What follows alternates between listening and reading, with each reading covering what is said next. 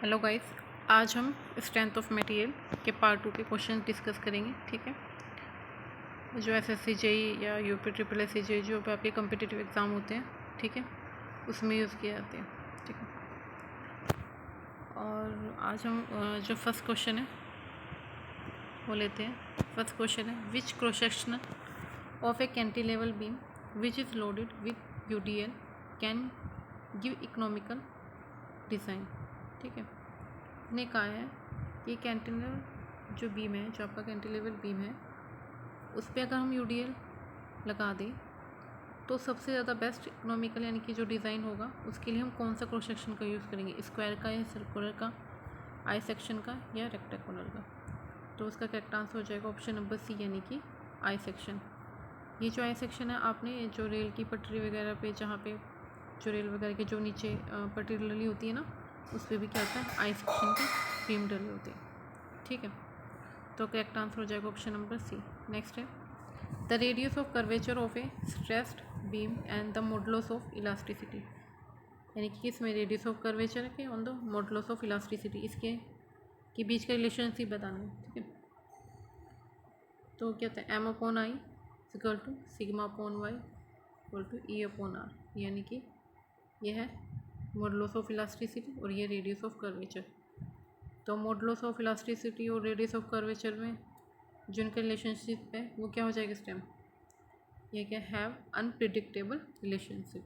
ठीक है, correct answer हो जाएगा ऑप्शन नंबर डी। नेक्स्ट है, the steel bar is in a concrete beam are embedded, जो स्टील बार होते हैं इन कंक्रीट बीम में वो कहाँ पे एम्बेडेड होता है, वो होता है नियर बॉटम सेक्शन। ठीक है, यानी कि करेक्ट आंसर हो जाएगा ऑप्शन नंबर बी। ये आपने तब देखा होगा जब आप बीम वगैरह बनते हैं या फिर रोड वगैरह बनती है, उसमें नीचे में क्या बनाते हैं, पहले कंस्ट्रक्शन करके उसमें, ठीक है, कंक्रीट बीम डालते हैं। ठीक है, तो इसका करेक्ट आंसर जो होगा ऑप्शन नंबर बी यानी कि नियर बॉटम सेक्शन। नेक्स्ट है, द वेरिएशन ऑफ स्ट्रेस का in a simple bending of beam, जो वेरिएशन क्या होता है स्ट्रेस का in a simple of bending में, वो क्या होता है, वो लीनियर होता है। ठीक है, ऐसे करके। ठीक है, द वेरिएशन ऑफ स्ट्रेस का in simple bending of beam में क्या होता है, लीनियर होगा। तो करेक्ट आंसर हो जाएगा ऑप्शन नंबर डी।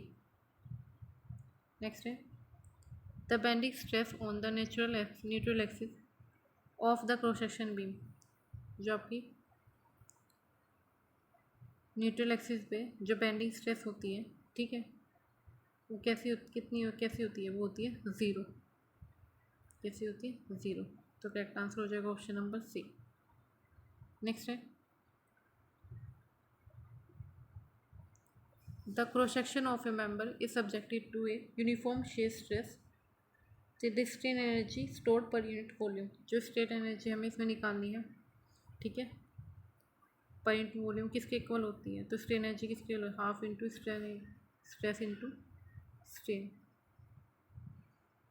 ठीक है, स्ट्रेस क्या होगा इसमें, शेयर स्ट्रेस यानी कि, और आपका स्ट्रेन किसके इक्वल हो जाएगा, ई बराबर स्ट्रेस अपॉन स्ट्रेन।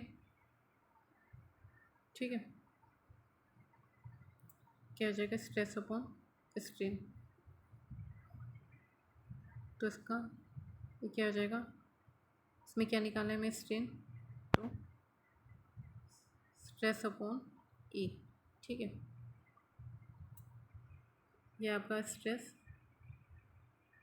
ये स्ट्रेन। ठीक है, तो इसका हो जाएगा हाफ,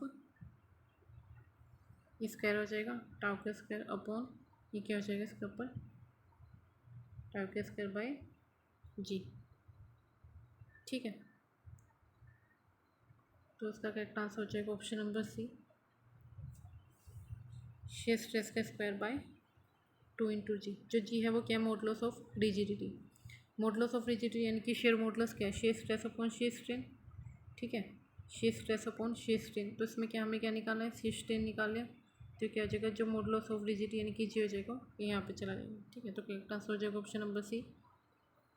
नेक्स्ट है, the shear stress distribution over A rectangular cross section of a beam, तो किस कौन से क्रॉस सेक्शन ऑफ बीम की बात करें? रेक्टेंगुलर। अगर रेक्टेंगुलर ठीक है तो उस पर शेयर स्ट्रेस डिस्ट्रीब्यूशन का क्या हो जाएगा? वो हो जाएगा पैराबोलिक। ठीक है, यानी कि 3/2 या फिर 1.5 टाउ मैक्सिमम की करेक्ट आंसर हो जाएगा ऑप्शन नंबर सी, यानी कि पैराबोलिक पाथ। नेक्स्ट है the principal plane is one which carries. Principal plane पे क्या होता है? प्रिंसिपल प्लेन पे कोई भी शेयर स्ट्रेस नहीं होता है, यानी कि करेक्ट आंसर हो जाएगा ऑप्शन नंबर ए। प्रिंसिपल पे जो आपका जो नॉर्मल स्ट्रेस होता है वो मैक्सिमम होता है, ठीक है, मैक्सिमम मिनिमम, लेकिन जो शेयर स्ट्रेस होता है वो क्या होता है? ज़ीरो हो जाता है। नेक्स्ट है when two mutually perpendicular principal stresses are unequal but alike the maximum shear stress is represented by, ठीक है, तो किसे रिप्रेजेंटेड किया जाएगा? Half of the principle of the mode circle.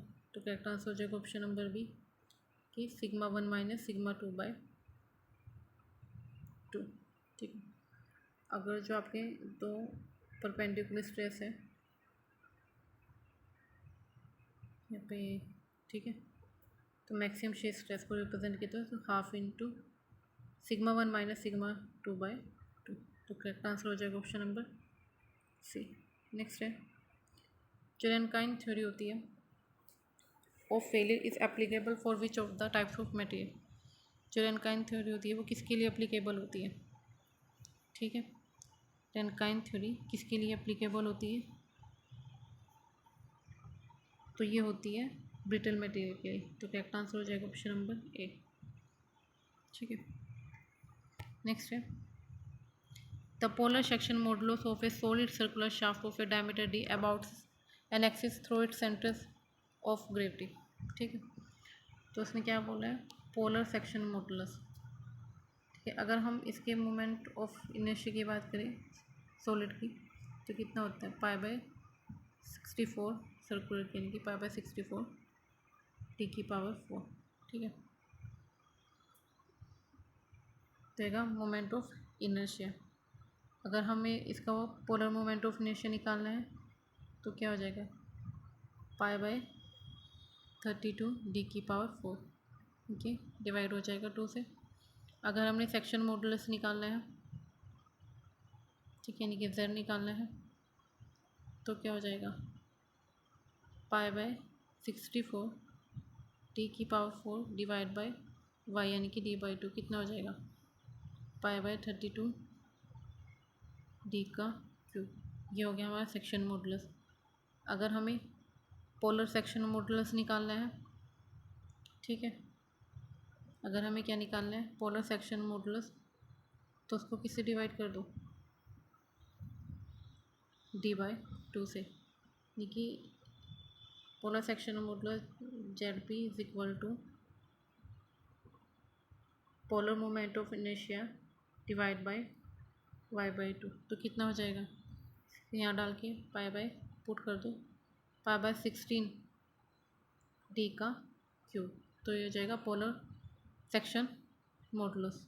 तो करेक्ट आंसर क्या हो जाएगा इसका? Option number B, π/16 D⁵।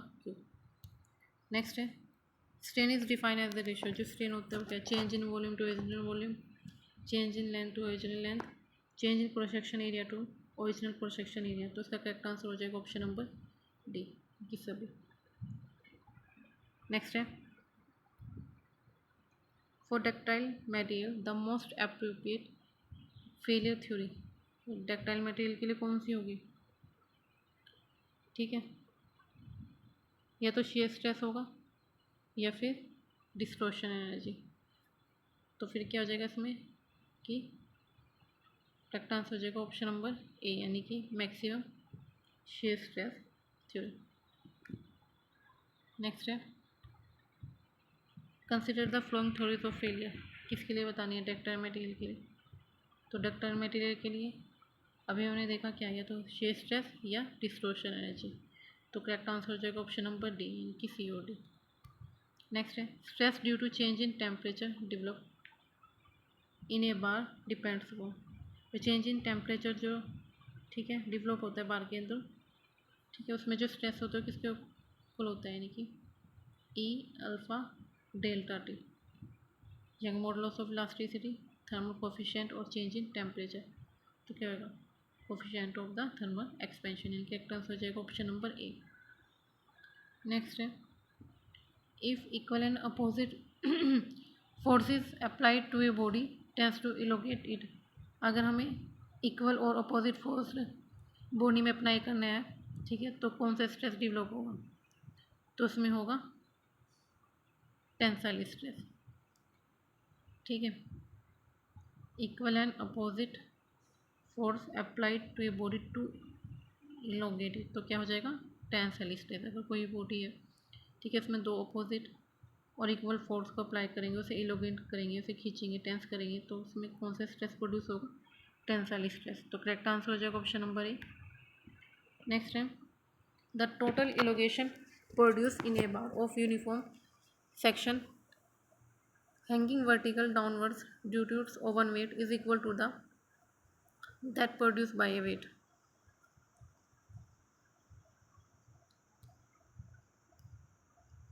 यानी कि जो टोटल इलोगेशन होती है, जो प्रोड्यूस होती है बार में, ठीक है, और उसके क्या है, ओवन वेट के is equal to produce by its wait.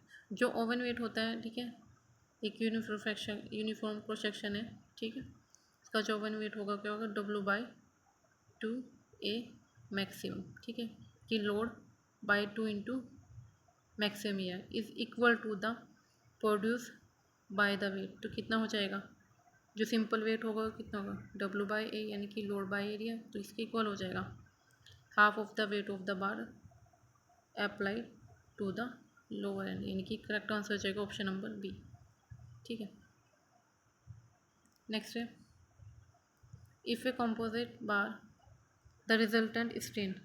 अगर कोई भी कंपोजिट बार है, ठीक है, एक ही बार है, इसके अंदर एक और, ठीक है, बार है, उस पर जो कंपोजिट बार पे जो रिजल्टेंट स्ट्रेन लगेगा वो क्या होगा, वो क्या सेम होगा, same as the strain produce in a bar में। ठीक है, तो करेक्ट आंसर हो जाएगा ऑप्शन नंबर बी। अगर वो इसकी लोड की बात करता है तो लोड क्या, सम ऑफ द, ठीक है, सम ऑफ लोड का प्रोड्यूस बाय द इंडिविजुअल बार। अगर उसने पूछा है किसका स्ट्रेन का, तो स्ट्रेन जो होगा वो क्या होगा, दोनों में सेम होगा। तो करेक्ट आंसर हो जाएगा ऑप्शन नंबर बी। नेक्स्ट है, in a homogeneous isotropic elastic material the modulus of elasticity E in terms of G and K. तो उसका फॉर्मूला कहते हैं 9kg/3k + 3k + g। ठीक है, तो करेक्ट आंसर हो जाएगा ऑप्शन नंबर ए। एक होता है E बराबर इक्वल टू 2g1 + म्यू, एक होता है A equal to 3k bar -2 mu. ठीक है, नेक्स्ट है, the stress in a body to suddenly applied load compare to when it is applied gradually. जब हम सडनली अप्लाइड करते हैं लोड को और ग्रेजुअली अप्लाइड करते हैं, जब हम सडनली करते हैं अप्लाइड तो 2W/A और ग्रेजुअली में W/A।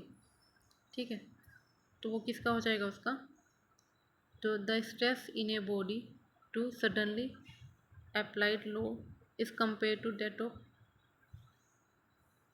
Gradually applied load. तो किसके इक्वल हो जाएगा, उसका हो जाएगा 2 टाइम्स, यानी कि ऑप्शन नंबर सी।